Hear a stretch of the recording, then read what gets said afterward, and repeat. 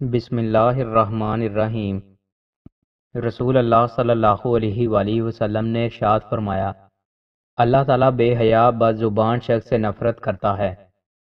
رسول اللہ صلی اللہ علیہ وآلہ وسلم نے ارشاد فرمایا، تمہارے لیے 2 مردار اور 2 خون حلال کر دیے گئے ہیں۔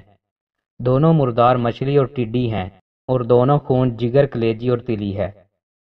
رسول اللہ صلی اللہ علیہ وآلہ وسلم نے ارشاد فرمایا، جو کسی کا کوئی عیب دیکھے پھر اس کی پردہ پوشی کرے تو وہ اس شخص کی طرح ہے جس نے کسی زندہ دفنائی گئی لڑکی کو نئی زندگی بخشی ہو۔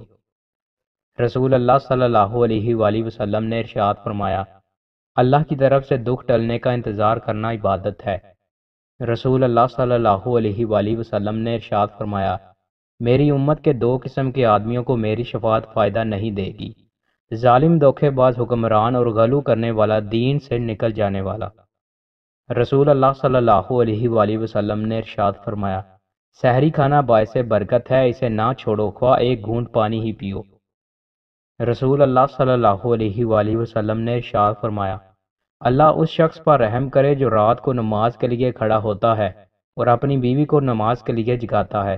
اگر وہ انکار کرتی ہے تو وہ اس کے چہرے پر پانی چھڑکتا ہے۔ اللہ اس بیوی پر رحم کرے جو رات کو نماز کے لیے کھڑی ہو اور اپنے شوہر کو جگائے۔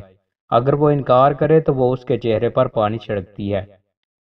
رسول اللہ صلی اللہ علیہ وآلہ وسلم نے انصار کی ایک عورت کو فرمایا، جب رمضان المبارک شروع ہو جائے تو اس میں عمرہ کر لینا، کیونکہ رمضان المبارک میں عمرہ حج کے برابر ہے۔ سفر میں روزہ۔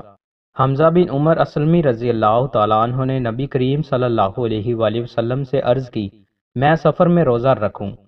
وہ روزے بکثرت رکھا کرتے تھے۔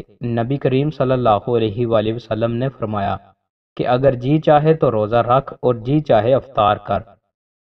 دوستو، مزید اچھی ویڈیوز کے لیے ہمارے چینل کو سبسکرائب لازمی کریں۔ بہت شکریہ۔